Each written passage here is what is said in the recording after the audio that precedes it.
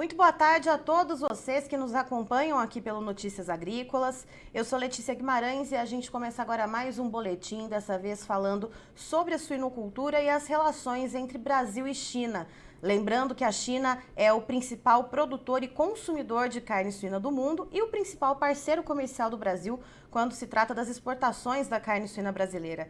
E quem está aqui então para bater um papo com a gente, para a gente debater esse assunto, é o César de Castro Alves, que é consultor de agronegócio do Itaú BBA. Seja muito bem-vindo, César. Obrigado, Letícia. É um prazer estar aqui com vocês.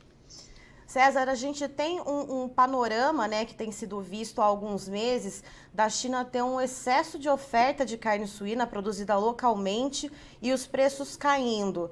E a gente tem aqui também no Brasil um ritmo de exportação numa toada meio que constante, né, se a gente somar os produtos in natura e os produtos processados. A gente atinge aí as 90 mil toneladas por mês, né? Se a gente chegar à casa das 100 mil toneladas por mês, é um bom resultado. Como é que está essa relação entre Brasil e China nesse momento em que a gente tem a China com preços muito baixos e excesso de oferta e o Brasil extremamente dependente da China para conseguir escoar parte da carne suína exportada? Olha, Letícia, excelentes perguntas, tá? Eu confesso que elas são um pouco enigmáticas para mim, não tenho todas as respostas claras, né?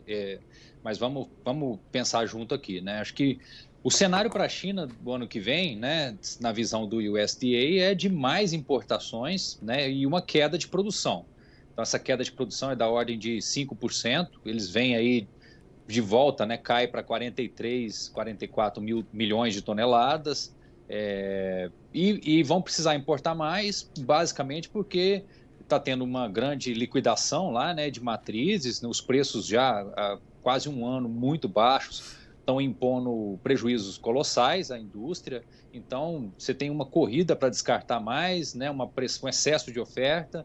É meio paradoxal as nossas exportações estarem muito fortes para lá num mercado saturado, né? É claro que os preços são diferentes e assim, faz sentido eles também, né, importarem, principalmente se vierem realmente de fato a precisar mais no ano que vem. Então, alguns analistas têm apostado que eles vão ter um retrocesso, né? Não que a gente talvez volte a ver o que a gente assistiu no pior momento da peste suína, mas altos e baixos, e o ano que vem seria o ano de baixa, né, na produção, e o que pode fazer as importações crescerem, né? Essa é a previsão geral, macro. Agora, você falou um ponto interessante, alguns países já estão exportando menos para lá, né? O total de importação da China está caindo, mas não do Brasil. Então, eu acho que o risco ele é imenso para nós hoje, né? Ao mesmo tempo que o cenário é positivo com essa destruição de rebanho lá que vai levar a uma necessidade de importação, é um cenário muito perigoso, porque olha o exemplo da carne bovina que a gente está assistindo, né? Um bloqueio do mercado e com um prejuízo enorme aqui. E o mercado de suínos, diferentemente do boi, que vinha com ritmo de produção relativamente baixo, de suínos, nós estamos produzindo 10% a mais, né, no ano.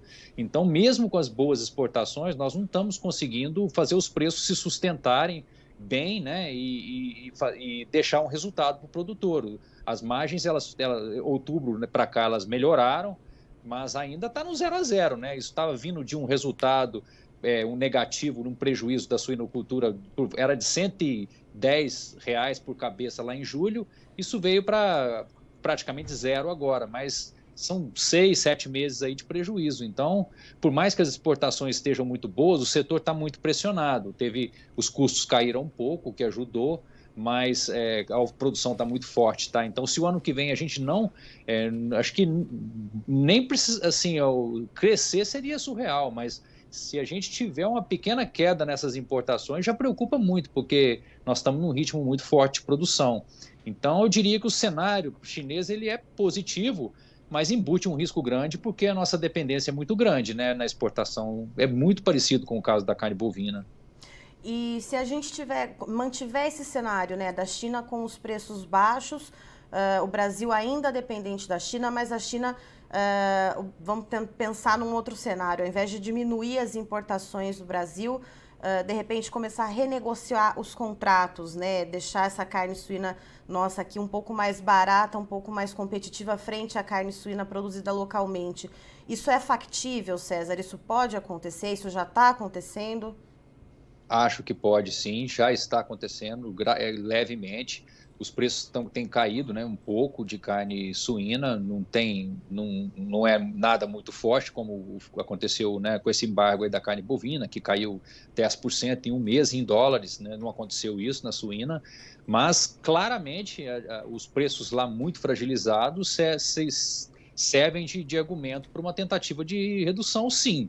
Eu considero esse sim um risco.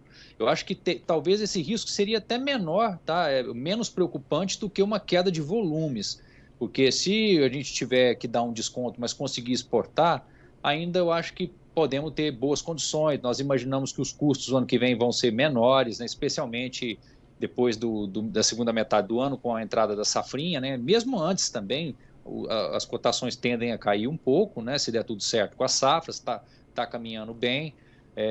Mas a questão de volumes ela é muito significativa, porque representa muita coisa, né? 1 milhão de toneladas no total que a gente exporta, um pouco mais que isso, é muita coisa. Então, não tem a menor condição da gente absorver isso se os volumes caírem, né? Então, de duas uma, né? Ou a gente reduz a produção ou conta com esse mercado que é arriscado, mas é o melhor, né? Vale dizer que é isso que segurou a suinocultura nesse ano, mas eu noto um descompasso aí entre o ritmo de produção muito grande e esse cenário ficando mais desafiador, né, para a nossa exportação. Agora, a renegociação de preços, as tentativas de abaixar, é o primeiro sinal que vem. Então, acho que sim, temos esse risco sim, tá? Bem possível que isso aconteça, a menos que os preços lá voltem a subir com muita velocidade, tá? Não sei se isso aconteceria tão rapidamente. Então, é um cenário que pode sim levar a alguma queda de preços para nós e os volumes me preocupam até mais. Então, a gente tem esse cenário lá na China dessas liquidações de matrizes, enfim, de rebanho, para tentar, então, receber, os suinocultores chineses receberem alguma coisa, isso está derrubando os preços por lá.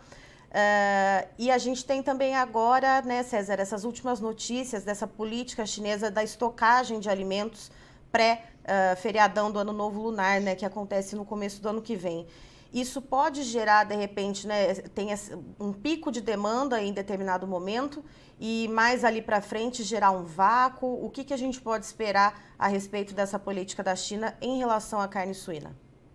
Acho que sim, faz parte da sazonalidade deles, né? Eles param totalmente o país nesse período, as importações normalmente caem, então faz sentido uma estocagem agora para passar esse período, né? Valendo dizer que a carne suína não há um problema de falta, né, local, há diferenças de preço e, obviamente, o canal de exportação está aberto e tem se mantido firme, então eu acho que sim, nesse período aí que é em fevereiro, né, o feriado, é um período que deve ser bem fraco.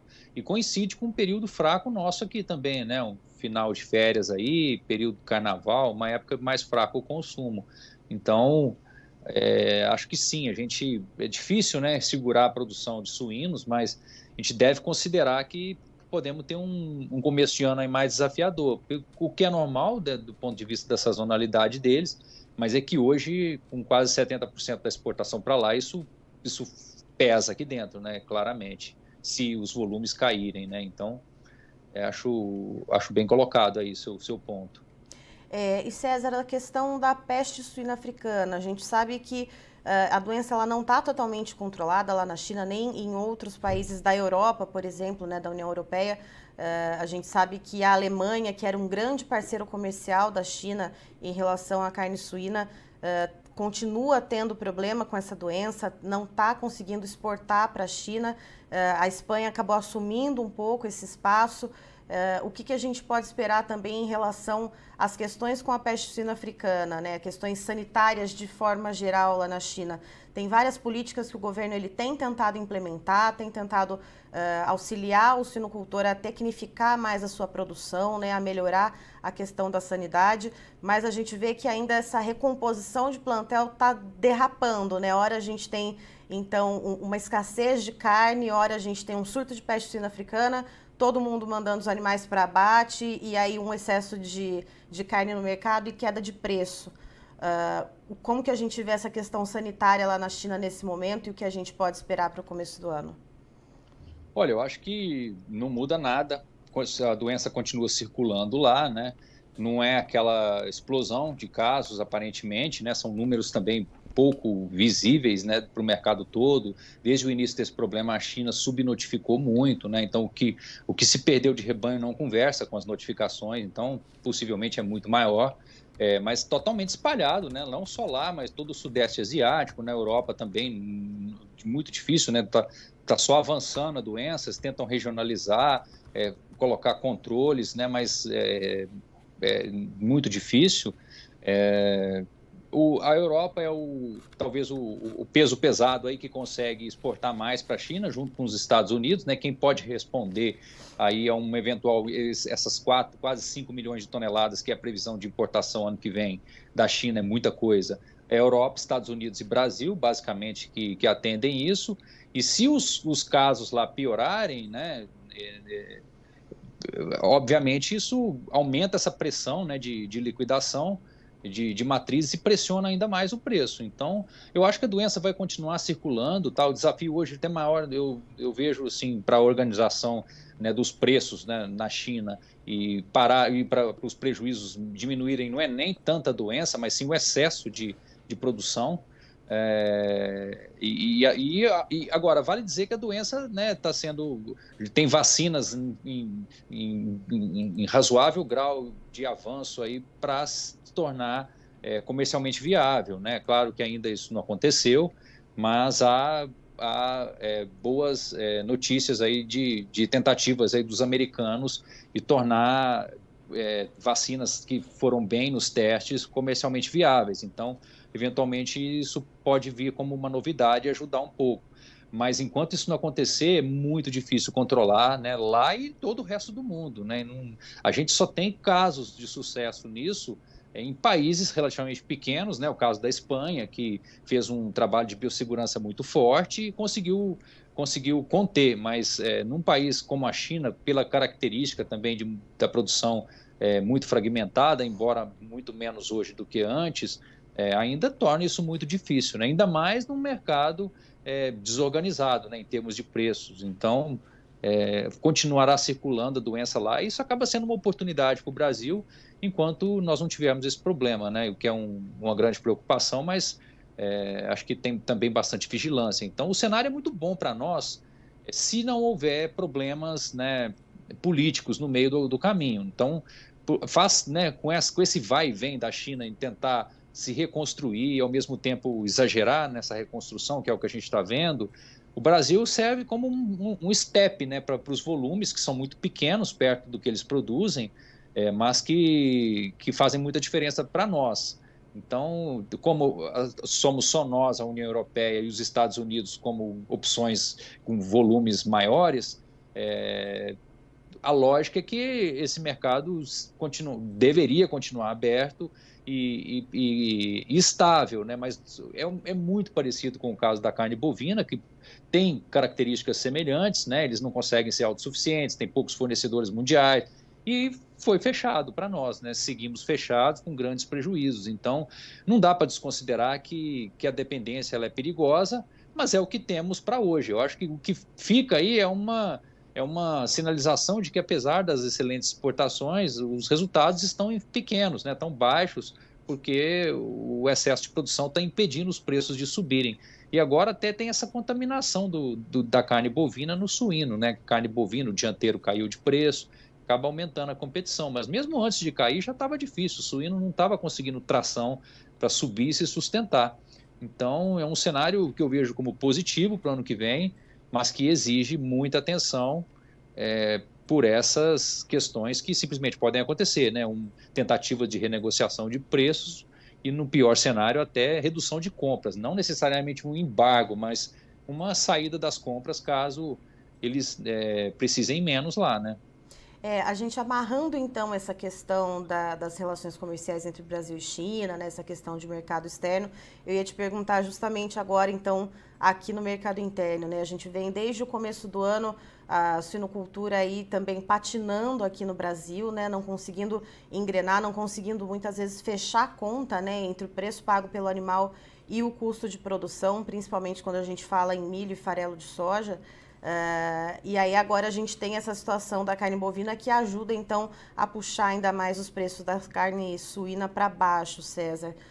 Nesse final de ano, né, que a gente sazonalmente tem uma expectativa de melhores vendas da carne suína, de preços melhores pagos ao produtor, a gente não está vendo muito esse mercado engrenar, né? O que está acontecendo? Olha, eu acho que é muita produção, tá? É um período bom para as vendas e o consumo está crescendo muito, né? E mesmo com esses 15% de crescimento da exportação no total do ano, né, no fechamento, deve ficar por volta disso. O aumento de produção, né, que deve ser aí talvez de 8%, alguma coisa assim, vai deixar um enorme crescimento do consumo interno. Então, não é que não está ocorrendo absorção doméstica de maneira alguma, está crescendo bem o consumo per capita. E agora, a carne suína ela é uma carne menos consumida, né, no total per capita em relação a outras proteínas. Então, esse é um primeiro ponto. E o segundo é essa questão, né, da carne bovina, que na margem, como já estava difícil, né, da tração do preço, né, da carne suína, você tem os dianteiros mais baratos um pouco do que o esperado antes, acaba sendo um ponto negativo. Então, eu acho que é como estamos, tá? Não tenho grandes expectativas de preço, de melhora de preço para o final do ano, uma melhora significativa. Tá num sobe e desce, né, desde o começo do ano, né, Letícia? Muito instável as altas. Então, normalmente sobe na primeira quinzena e cai na segunda. E não vai ser muito diferente agora. Eu acho que pode ter algum arranque aí até o começo de dezembro, né, o período de abastecimento. Essa época ela é boa para o consumo, mas produzindo quase 10% a mais do que o ano passado, eu acho que fica difícil a gente emplacar reajustes aí para acompanhar o frango, né, que subiu muito mais. E então, acho que é um cenário mais de lado, tá? O que tem ajudado é o custo, né? Os custos têm caído um pouquinho e tem permitido esse prejuízo, que, como eu falei, era lá em julho de R$ 100 por cabeça, hoje é praticamente zero, mas o lucro não chega, porque o preço não tem tido a necessária recuperação, né? Reação. E depois da virada de ano, aí o cenário é mais complicado, né? Porque a demanda é muito fraca no começo do ano. Então, se os preços cederem mais do que estão, o setor volta para o prejuízo, né? A menos que os custos caiam muito mais. A gente não espera uma queda tão significativa agora por conta da primeira safra, principalmente o milho ser pequena, né, relativamente. Então, dependemos muito das exportações, tá? Eu acho que é muito importante a dinâmica de compras da China para o ano que vem para organizar esse cenário da suinocultura aqui, né? Para não depender de um retrocesso nosso, né, em reduzir a produção, o que é difícil, né, no caso de suínos. E nesse caso, preocupa muito a gente não ter outras alternativas, né, outros países que possam absorver bons volumes. São poucos compradores relevantes de carne suína. Então, temos esse ponto de atenção aí. Se eventualmente o mercado doméstico ele não consegue resolver toda essa equação facilmente, né, porque há uma clara limitação de absorção dos volumes. Então, é a China mesmo que pode segurar isso aí ou criar uma confusão ainda maior, né? Ao mesmo tempo em que é muito bom, enquanto está tudo bem, é um risco grande para o setor ter lá 70% de tudo que é exportado. Ou seja, no final das contas, tudo acaba girando, então, numa possibilidade, numa alternativa, melhor dizendo, do enxugamento da produção de carne suína, tanto pensando aqui para o mercado interno, para a absorção dessa produção, quanto pensando numa possibilidade da China reduzir um pouco dos volumes de compra. É isso, César? É isso. É claro que é uma decisão muito difícil, né? Reduzir a produção, ao mesmo tempo que a China ainda está comprando, mas cada vez mais os sinais são de que eles estão buscando, né, se recuperar e isso, né, passou, né? Foi muito exagerado o aumento de oferta esse ano, deprimiu muitas cotações lá. E esse quadro, né, essa pressão enorme hoje, ela sugere que vai faltar carne no futuro, né? Né, Letícia? Então, assim, é uma decisão difícil. Ao mesmo tempo que nós somos muito dependentes, pode ser que eles tenham, com poucos fornecedores do mundo, eles tenham que recorrer aqui, e vale dizer que a carne suína, ela é diferente da bovina, que é a principal proteína. Então, se há alguma razão para que o comércio, né, as importações de carnes lá sejam relativamente contidas, né, se houver uma razão política para isso, isso deve ser menos verdade na carne suína, que é a principal proteína deles. Então, o balanço lá de oferta e demanda de carnes que sugere uma queda de produção ano que vem, desenha um bom cenário para nós. Mas se a gente não estiver certo com essa leitura, né, eu pego carona aqui nos números do USDA, porque realmente é difícil ler a China, a gente pode ter um problema grande, que começaria por queda de preços e, em segunda instância, eventualmente vender menos, né? Então, pessoalmente, eu acho que temos condições de manter bons volumes para lá no ano que vem, mas cada vez mais esse cenário está mais desafiador, porque pode ser que eles continuem liquidando ainda, né? Vamos imaginar, às vezes, o primeiro trimestre ou até o primeiro semestre todo não muito diferente de como está. É difícil, né, imaginar que as importações vão continuar tão fortes se lá tá com excesso de produção, né? Ou seja, olho vivo e faro fino em relação a todas as notícias que vêm da China, né, César? É isso, aí é com lupa acompanhar e tentar se proteger, né? Proteger os custos é bem importante, né? Ficar bem atento aí no custo de produção, porque o preço de venda está totalmente dependente de China e da exportação, e aí o produtor não tem nenhum controle, né? Então acho que o foco é no custo e atenção a essas alterações na dinâmica lá, porque eu acho que o cenário é bom, mas exige muita atenção, porque as coisas podem mudar, né? Relativamente rápido até. Certo. César, muito obrigada pela sua participação aqui conosco no Notícias Agrícolas. Você é sempre muito bem-vindo. Obrigado, Letícia. Um prazer. Até a próxima.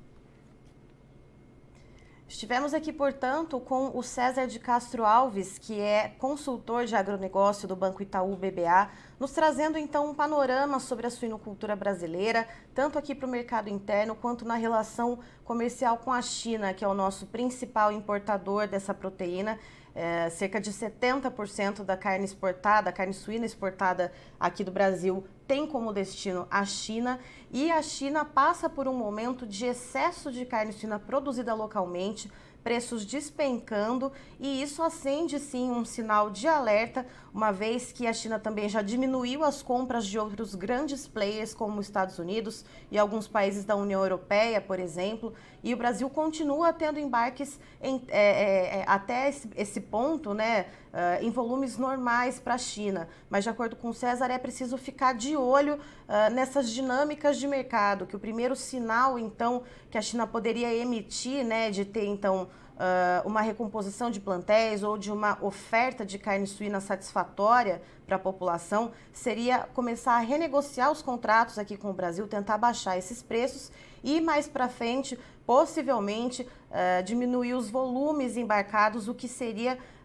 uma questão muito importante que pesaria muito aqui para o Brasil, derrubando os preços aqui no mercado interno, já que o mercado interno brasileiro não teria condição de absorver parte dessa produção que seria então embarcada para a China. Mas, de acordo com o César, que puxa dados do Departamento de Agricultura dos Estados Unidos, o USDA, a previsão é que no ano que vem a China tenha uma queda de cerca de 5% na produção de carne suína. Isso porque a China passa por um momento nesse ano, então, de liquidação de matrizes, de liquidação inclusive de plantel, né, parte desse plantel que foi essa tentativa de recomposição. A gente teve no primeiro semestre uma onda de doenças que atingiu o país, doenças que atingem rebanhos de suínos, então foi uma corrida para abater esses animais de forma precoce, né, para que essas doenças não os atingissem e os suinocultores perdessem dinheiro com isso, perdessem os seus investimentos. E isso resulta agora, então, nesse excesso de oferta de carne suína, derrubando os preços. Então, segundo o César, é preciso que o suinocultor brasileiro fique atento às dinâmicas de mercado em relação com a China e fique atento também às questões com os custos de produção aqui no mercado interno, que só devem melhorar de fato lá para o ano que vem com a entrada da safrinha de milho. Eu encerro por aqui, mas daqui a pouquinho tem mais informações para você no Notícias Agrícolas. Participe das nossas mídias sociais, no Facebook, Notícias Agrícolas, no Instagram, @Notícias Agrícolas e em nosso Twitter, @Noteagri. E para assistir todos os vídeos, se inscreva no YouTube, na Twitch, no Notícias Agrícolas Oficial.